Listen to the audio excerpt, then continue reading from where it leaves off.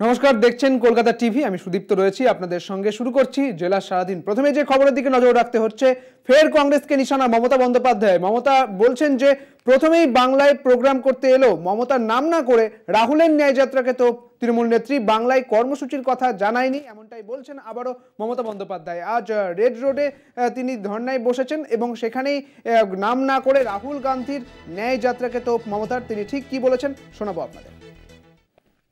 প্রথমেই চলে এলো বাংলায়, ভাবলো এখানে মুসলিমদের একটু সুশ্রী দিই। প্রথমেই চলে এলো বাংলায়, অর্থাৎ হিন্দুরা দিচ্ছে সুশ্রী, হিন্দুদের দিচ্ছে সুশ্রী বিজেপি, আর কংগ্রেস সিপিএম দিচ্ছে সুশ্রী মুসলিমদের। ও করবে হিন্দু আর ও করবে মুসলিম, আর আমরা হিন্দু মুসলিম শিখ খ্রিস্টান হয়েও আমরা সব বাদ। এটা হতে পারে না। শুনুন, এখনো হিম্মত করে বলি, লড়তে যদি পারে বিজেপিকে কেউ, বাংলা পারে, তৃণমূল কংগ্রেস পারে, আর আমরাই পারি সমস্ত রিজিওনাল পার্টিকে ঐক্যবদ্ধ করে এক জায়গায় দাঁড়াতে। কংগ্রেস তুমি তো একা পারবে না, তুমি 40টা সিট পাবে কিনা আমরা জানি না, সারা ভারত 300টা সিট লড়ে। আজ তোমাদের এত অহংকার, এত অলংকার। আমি নাই বা কিছু চাইলাম, তাও আমি বলেছিলাম 2টো সিট তোমাদের দেবো, তোমাদের জিতিয়েও দেবো। বললো হবে না। আমি বললাম কটা চাই? 42টা। আচ্ছা 42টাই নিয়ে নাও। রিজেক্টেড। তারপর থেকে আমার সাথে আর কোনো সম্পর্ক নেই, কথাও হয়নি। বাংলায় প্রোগ্রাম করতে এসছি আমরা, নাকি ইন্ডিয়ান অ্যালায়েন্স? একবার তো ইনফরমেশনটা দেবে, অমুক দিন থেকে প্রোগ্রাম করতে যাচ্ছি বাংলায় এই রুট দিয়ে। আর তো কিছু চাই না। আমাকে কেউ তো বলেনি, আমি অ্যাডমিনিস্ট্রেশনের থ্রুতে শুনেছি। ডিরেক্টরকে কাউকে কাউকে ফোন করে বলেছে আমাদের গাড়িটা পাস করে দাও। আমাকে একবারের জন্য জানায়নি, আমি জানতেই পারিনি। তুমি বাংলা না বেছে ইউপি গেলে না কেন? বুকের পাটা থাকতো দেখতাম ইউপিতে এলাহাবাদে গিয়ে বিজেপিকে হারিয়ে এসো, বেনারসে গিয়ে হারিয়ে এসো। এখন আবার নতুন দেখছি, নতুন করে ফটোশ্যুট। যারা কোনোদিন চায়ের দোকানে বসেই নি, চা বানাতে জানেই না, বাচ্চাদের আদর করেই নি, শিশু বলতে কি বোঝেই না, বিড়ি বাঁধতে জানেই না কোনোদিনও, বিড়ির বদলে অন্য কিছু হয়তো খায়, খেতেই পারে। আমাদের গ্রামীণ লোকেরা অনেকে বিড়ি খায়, এটা নিয়ে আমি বলছি না। বাবা, বসন্তের কোকিলরা চলে এসেছে। এ নিয়ে কথা বলবো। আমাদের সঙ্গে রয়েছেন আমাদের বিশেষ প্রতিনিধি দেবজ্যোতি ঘোষ। দেবজ্যোতি, আজ মুখ্যমন্ত্রী মমতা বন্দ্যোপাধ্যায় সরাসরি কটাক্ষ করলেন কংগ্রেসকে। তিনি ঠিক কি বললেন রেড রোডের সভা থেকে, আর কি বললেন তিনি, জানবো বিস্তারিত। দেখো, মমতা বন্দ্যোপাধ্যায় ধর্ণা মঞ্চ থেকে তীব্র আক্রমণ করেন কংগ্রেসকে। তিনি কোনো জায়গাতে রাহুল গান্ধীর নাম বলেননি, কিন্তু প্রথম থেকে শেষ পর্যন্ত তীব্র ভাষায় আক্রমণ করেছেন কংগ্রেসকে। এবং তিনি যেটা জানিয়েছেন, ইন্ডিয়া জোট তৈরি হওয়ার পর তিনি উপযাজক হয়ে জানিয়েছিলেন যে এ রাজ্যে 2টি আসন তাদের দেয়া হবে, কারণ এ রাজ্যে তাদের কোনো সংগঠন নেই, কোনো বিধায়ক নেই। তা সত্ত্বেও কিন্তু তারা 12 থেকে 14টি আসন চেয়েছিল, তাই কোনো মতেই তারা দেওয়া সম্ভব নয় বলে তৃণমূল নেত্রী মমতা বন্দ্যোপাধ্যায় জানিয়ে দিয়েছেন। এবং তারপরেই মমতা বন্দ্যোপাধ্যায় বলেছেন যে ইন্ডিয়া জোটের শরিক কিন্তু তৃণমূল কংগ্রেস, কিন্তু রাজ্য সরকারকে বা তৃণমূল কংগ্রেসকে না জানিয়েই রাহুল গান্ধী একেবারে চলে এলেন পশ্চিমবঙ্গে, এবং পশ্চিমবঙ্গের বিভিন্ন জেলায় তিনি ঘুরে বেড়াচ্ছেন। অর্থাৎ ইন্ডিয়া জোটকে শক্তিশালী করার পরিবর্তে তাকে যাতে নষ্ট হয় তারই চেষ্টা রাহুল গান্ধী করছেন। এবং সেখানেই মমতা বন্দ্যোপাধ্যায় তীব্র ভাষায় আক্রমণ করে বলেছেন যে মণিপুরে যখন ঘটনা ঘটেছিল তখন কিন্তু কংগ্রেসের কাউকে দেখা যায়নি, তৃণমূল কংগ্রেস নেতৃত্বই প্রথম মণিপুর যাবার চেষ্টা করেছিল এবং তাদের এয়ারপোর্টে আটকানো হয়েছিল। অন্যদিক থেকে রাহুল গান্ধীকে তীব্র ভাষায় আক্রমণ করে তৃণমূল নেত্রী মমতা বন্দ্যোপাধ্যায় বলেছেন যে রাজস্থান বা উত্তরপ্রদেশ যেখানে বিজেপি ক্ষমতায় আছে সেই জায়গাতে এই ন্যায়যাত্রা তিনি করুন। সেই জায়গায় ন্যায়যাত্রা না করে তিনি পশ্চিমবঙ্গের ন্যায়যাত্রা করছেন, অর্থাৎ পরোক্ষভাবে বিজেপিকে তারা মদত করছেন বলে তৃণমূল নেত্রী আজকে ধর্ণা মঞ্চ থেকে তীব্র ভাষায় আক্রমণ করেছেন। শুধুমাত্র কংগ্রেসকে নয়, তার জোট শরিক তৃণমূল, তার জোট শরিক যে সিপিএম রয়েছে তাদেরও তীব্র ভাষায় কটাক্ষ করেছেন। অর্থাৎ মমতা বন্দ্যোপাধ্যায় যেটা তার রাজনৈতিক লড়াই, সেটা কিন্তু সিপিএম এর সঙ্গে লড়াই করেই তার রাজনৈতিক উত্থান। সেই সিপিএমকে নিয়ে কংগ্রেস কিন্তু চলার চেষ্টা করছেন, তাতেই কিন্তু মমতা বন্দ্যোপাধ্যায় যথেষ্ট ক্ষুব্ধ এবং তিনি কড়া ভাষায় সিপিএমকে এবং রাহুল গান্ধীকে তীব্র ভাষায় আক্রমণ করেছেন। সুদীপ্ত। দেবজ্যোতি, এই রেড রোডের যে সভা, সেই ধর্ণা মঞ্চ কতদিন পর্যন্ত চলবে এবং কোন কোন তারিখে কারা এই ধর্ণা মঞ্চ চালাবে, কি বলেছেন? দেখো, 13 তারিখ পর্যন্ত তৃণমূল কংগ্রেসের এই ধর্ণা মঞ্চ চলবে, অর্থাৎ 14 তারিখ সরস্বতী পুজো, তার আগের দিন পর্যন্ত ধর্ণা মঞ্চ চলবে। বিভিন্ন যে উইংসগুলো রয়েছে, শাখা সংগঠনগুলো রয়েছে, তাদের কিন্তু মমতা বন্দ্যোপাধ্যায় দায়িত্ব দিয়েছেন এবং যেমন 4 তারিখ থেকে যুব, 5 তারিখে ছাত্ররা করবেন, এছাড়াও বিভিন্ন যে শাখা সংগঠন রয়েছে তারাও করবেন এবং কলকাতার উপকণ্ঠে। একদমই, ধন্যবাদ দেবজ্যোতি তোমায়।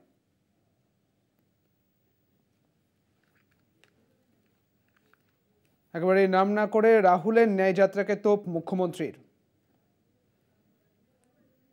কংগ্রেসকে চ্যালেঞ্জ করলেন মমতা এবং নাম না করেই রাহুল গান্ধীর ভারত জোড়ো ন্যায় যাত্রাকে তোপ দিলেন মুখ্যমন্ত্রী। কেন্দ্রীয় বঞ্চনার প্রতিবাদে ফের 2রা ফেব্রুয়ারি থেকেই রেড রোডে আম্বেদকরের মূর্তির পাদদেশে তিনি ধর্ণা মঞ্চে বসেছেন এবং টানা 2 দিন তিনি থাকবেন। তারপরে বিভিন্ন দিনে বিভিন্ন কর্মসূচি রয়েছে, তৃণমূল ছাত্র পরিষদ থেকে শুরু করে তৃণমূল যুব তৃণমূল এবং তৃণমূল মহিলা কংগ্রেস থেকে শুরু করে বিভিন্ন জেলার, এবং 13ই ফেব্রুয়ারি পর্যন্ত এই কর্মসূচি চলবে এবং তারপরেও জেলায় জেলায় এই কর্মসূচি চলবে বলে তিনি এমনটাই বলেছেন তৃণমূল নেত্রী। এবং ফের কংগ্রেসকে ওই রেড রোডের মঞ্চ থেকে নিশানা করলেন তৃণমূল নেত্রী। প্রথমেই বাংলায় প্রোগ্রাম করতে এলো মমতা, নাম না করে রাহুলের ন্যায় যাত্রাকে তোপ দিলেন এবং সেই সঙ্গে তিনি বললেন, আজদের এত অহংকার মমতার 40টি তিনি বলছেন যে 40টি আসনও পাবে না কংগ্রেস, বুকের পাটা থাকলে ইউপিতে বিজেপিকে হারিয়ে এসো, কংগ্রেসকে চ্যালেঞ্জ মমতার। বসন্তের কোকিলেরা চলে এসেছে বলেও কটাক্ষ করেছেন কংগ্রেসকে, নাম না করেই কংগ্রেসকে কটাক্ষ তৃণমূল নেত্রী।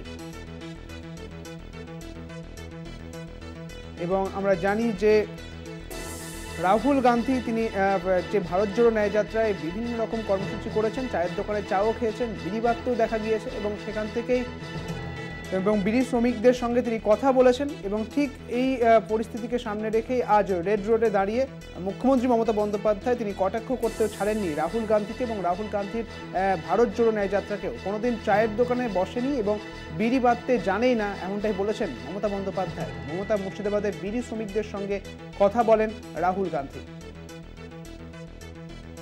আপনাদের আরও একবার জানিয়ে রাখি, 2রা ফেব্রুয়ারি থেকে রেড রোডে কেন্দ্রীয় বঞ্চনার প্রতিবাদে মুখ্যমন্ত্রী মমতা বন্দ্যোপাধ্যায় তিনি ধর্ণা মঞ্চে বসেছেন এবং 13ই ফেব্রুয়ারি পর্যন্ত এই ধর্ণা মঞ্চ চলবে এবং সেই ধর্ণা মঞ্চ থেকেই কংগ্রেসকে তোপ মুখ্যমন্ত্রী মমতা বন্দ্যোপাধ্যায়। তিনি ঠিক কি বলেছেন আরো একবার শোনাবো। হারিয়ে এসো, প্রথমেই চলে এলো বাংলায়, ভাবলো এখানে মুসলিমদের একটু সুশ্রী দিই, প্রথমেই চলে এলো বাংলায়। অর্থাৎ হিন্দুরা দিচ্ছে সুরসুরি, হিন্দুদের দিচ্ছে সুরসুরি বিজেপি, আর কংগ্রেস সিপিএম দিচ্ছে সুরসুরি মুসলিমদের। ও করবে হিন্দু আর ও করবে মুসলিম, আর আমরা হিন্দু মুসলিম শিখ খ্রিস্টান হয়েও আমরা সব বাদ। এটা হতে পারে না। শুনুন, এখনো হিম্মত করে বলি, লড়তে যদি পারে বিজেপিকে কেউ, বাংলা পারে, তৃণমূল কংগ্রেস পারে, আর আমরাই পারি সমস্ত রিজিওনাল পার্টিকে ঐক্যবদ্ধ করে এক জায়গায় দাঁড়াতে। কংগ্রেস তুমি তো একা পারবে না, তুমি 40টা সিট পাবে কিনা আমরা জানি না, সারা ভারত 300টা সিট লড়ে।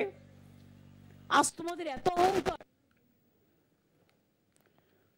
আমাদের সঙ্গে টেলিফোন লাইনে রয়েছেন কংগ্রেস নেতা প্রদীপ ভট্টাচার্য রয়েছেন আমাদের সঙ্গে। প্রদীপ বাবু, কলকাতা টিভিতে আপনাকে স্বাগত জানাচ্ছি। মুখ্যমন্ত্রী মমতা বন্দ্যোপাধ্যায় রেড রোডে দাঁড়িয়ে তিনি কংগ্রেসকে কটাক্ষ করছেন। তিনি বলছেন যে 40টি আসনও পাবে না কংগ্রেস, বুকের পাটা থাকলে ইউপিতে বিজেপিকে হারিয়ে এসো। কি বলবেন?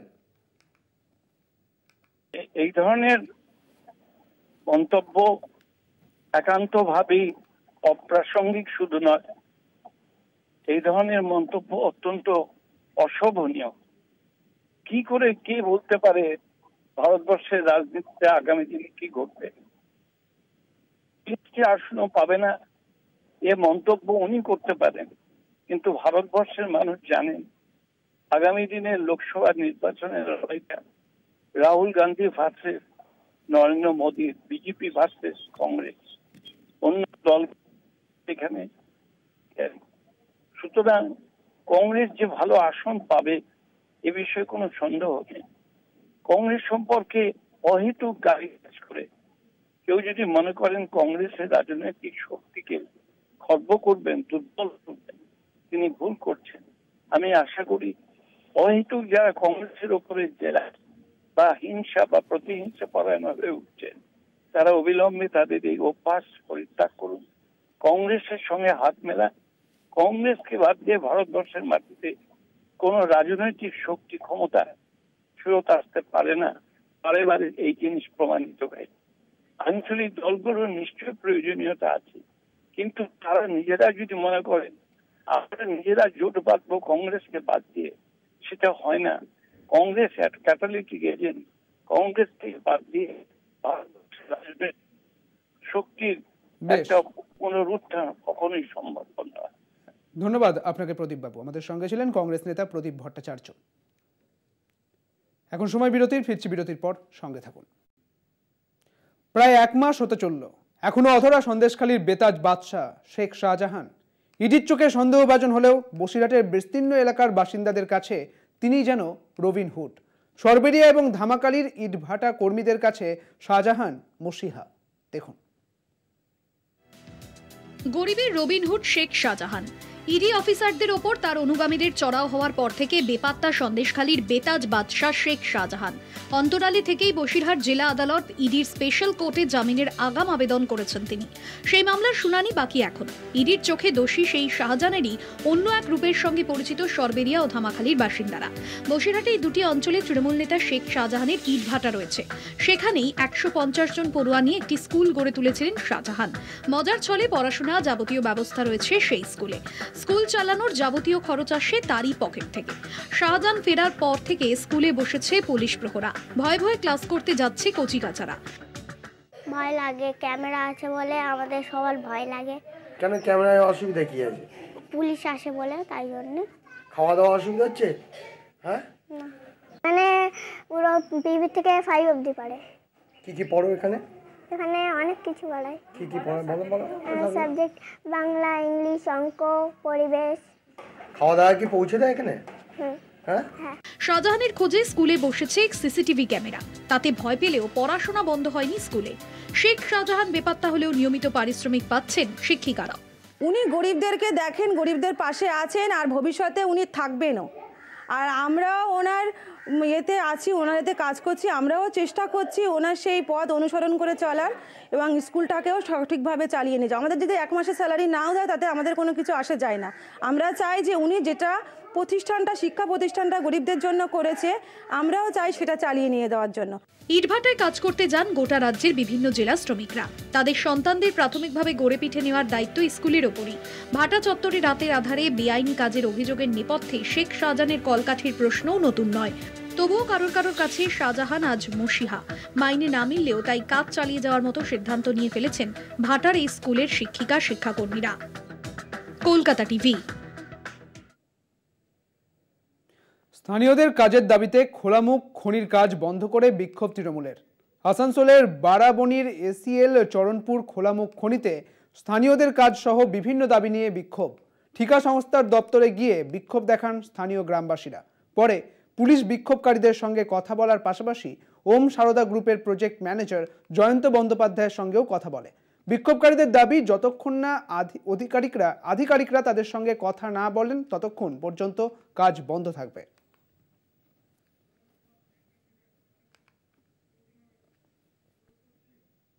এখন এই পর্যন্তই। দেখতে থাকুন কলকাতা টিভি, রাত দিন 7 দিন।